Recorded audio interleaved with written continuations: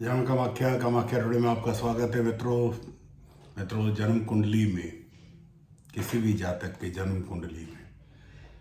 कुंडली के दोष को दूर कर देते हैं त्रिकोण में बैठे, कुंडली के त्रिकोण में बैठे बलवान ग्रह। वैदिक ज्योतिष में 9 ग्रह 12 राशियां और 12 भाव को मिलाकर जन्म कुंडली बनाई जाती है। कुंडली के 12 भावों में सभी का अलग अलग नाम और अलग अलग महत्व होता है। किसी भी कुंडली का फलादेश करने में लग्न के बाद सबसे अधिक अगर महत्व त्रिकोण स्थानों को दिया जाता है। कुंडली का 5वां और 9वां भाव त्रिकोण कहलाता है। लग्न को त्रिकोण भावहीन माना गया है। यदि लग्न पंचम और नवम स्थान को मिलाते हुए एक रेखा खींचे तो त्रिकोण बनता है। इसलिए इन स्थानों को त्रिकोण भाव कहलाता है या कहा जाता है। ये सबसे शुभ स्थान माने गए हैं। लग्न से ज्यादा शुभ पंचम और पंचम से ज्यादा शुभ स्थान नवम को दिया गया है।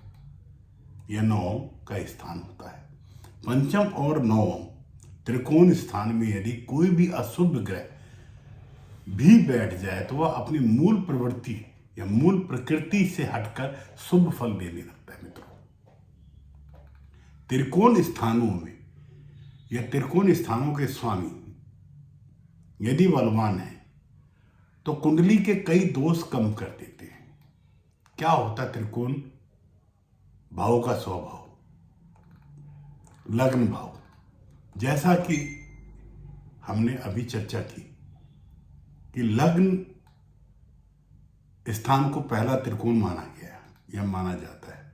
लग्न से जातक का शारीरिक बनावट, रंग, स्वभाव, रूप, प्रकृति, गुण, धर्म आदि के बारे में समस्त जानकारियां मिलती है। इसी तरह से पंचम भाव कुंडली का दूसरा त्रिकोण माना गया है। यह लग्न से ज्यादा शुभ होता है। पंचम भाव से व्यक्ति की संतान, शिक्षा की स्थिति देखी जाती है। साथ ही उसके पूर्व जन्म के कर्मों को भी इस भाव से पता किया जाता है। मंत्रों की सिद्धि, गुप्त विद्याओं आदि का अध्ययन भी इसी भाव से किया जाता है। नवम भाव, तीसरा त्रिकोण नवम भाव, यह पंचम से अधिक शुभ माना गया है। यह भाग्य भाव होता है।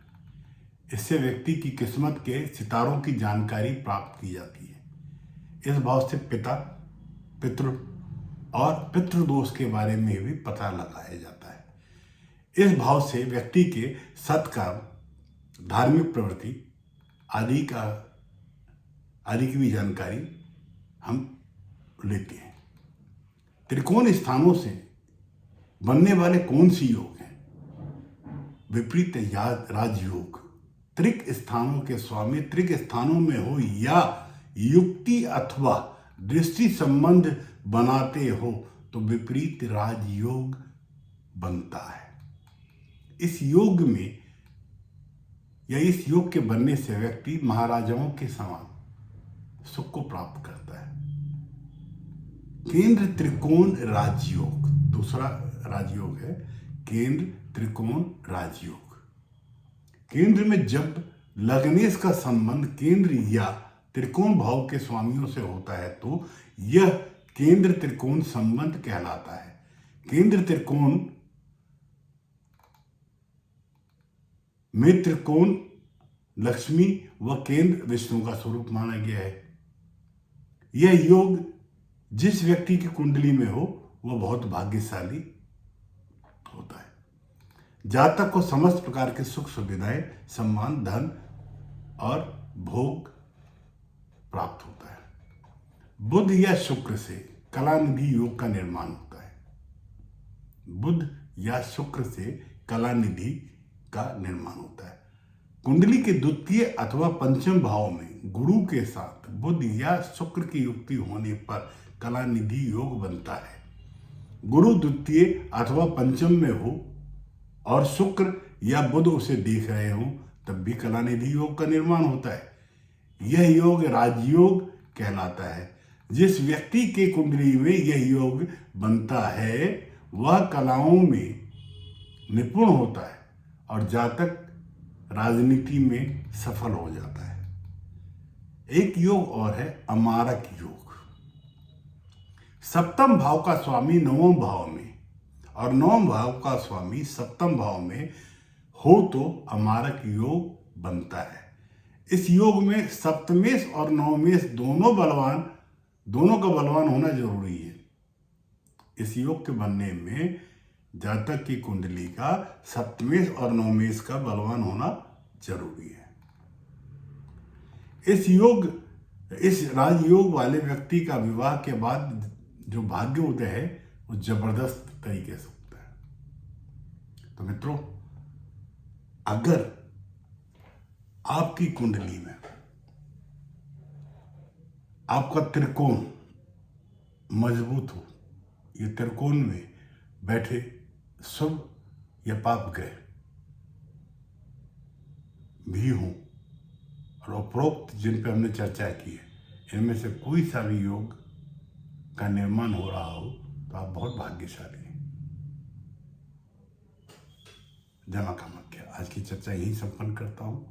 पुनः अगली चर्चा में मिलता हूं। आपने अभी तक चैनल सब्सक्राइब नहीं किया तो आप अपने कमेंट्स तो दें हमें। आपको हमारी चर्चाएं, हमारी बातचीत, हम जो भी आपके सम्मुख जिन विषयों पर चर्चा करते हैं वो कैसा लग रहा है, कृपया आप मुझे कमेंट के माध्यम से अपने सुझाव जरूर दें।